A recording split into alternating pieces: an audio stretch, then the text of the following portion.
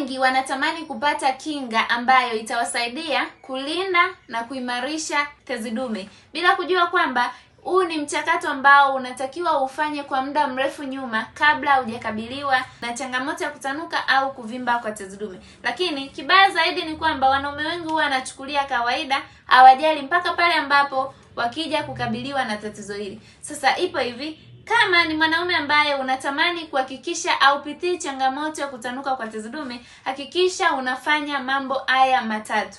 Jambo la kwanza, hakikisha wewe mwanaume unatumia virutubisho lishe ambavyo vitasaidia kuimarisha na kuboresha afya ya tezi dume. Hususan virutubisho lishe ambavyo vina vitamin D, lakini pia vyenye madini ya zinki pamoja na virutubisho vingine ambavyo huwa vinasapoti uimara wa tezi dume. Jambo la pili, hakikisha wewe mwanaume unajilinda dhidi ya maambukizi kwenye kibofu cha mkojo, lakini pia kwenye mfumo wa uzazi kwa ujumla. Baadhi ya wanaume wanachukulia kawaida changamoto ya UTI za mara kwa mara, lakini pia maambukizi ya bakteria wabaya kwenye mfumo wa uzazi. Haya ni mambo ambayo huwa yanasababisha tezi dume kupata maambukizi na wakati mwingine kuweka hatari ya wao kupata tatizo la tezi dume. Na jambo la tatu, kama ni mwanaume ambaye umeanza kuona dalili za awali, iwe ni dalili moja kati ya dalili zote ambazo nimeshazifundisha katika video zilizopita, hakikisha unachukua hatua mara moja. Usiendelee kuvumilia hayo maumivu unayoyapata ya kukojoa mara kwa mara kwa maumivu, lakini pia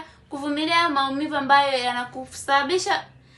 yanasababisha unapata shinikizo kwenye kibofu cha mkojo na kukosa amani kabisa. Hakikisha ukiona dalili hizi unachukua hatua mapema, kwani wengi ambao wamepuuza dalili hizi sasa hivi wanateseka sana na changamoto ya tezi dume na wengine wameishia kupata saratani ya tezi dume. Nina imani utachukua hatua na hautakuwa mmoja wapo ambao wanasumbuliwa na changamoto hii.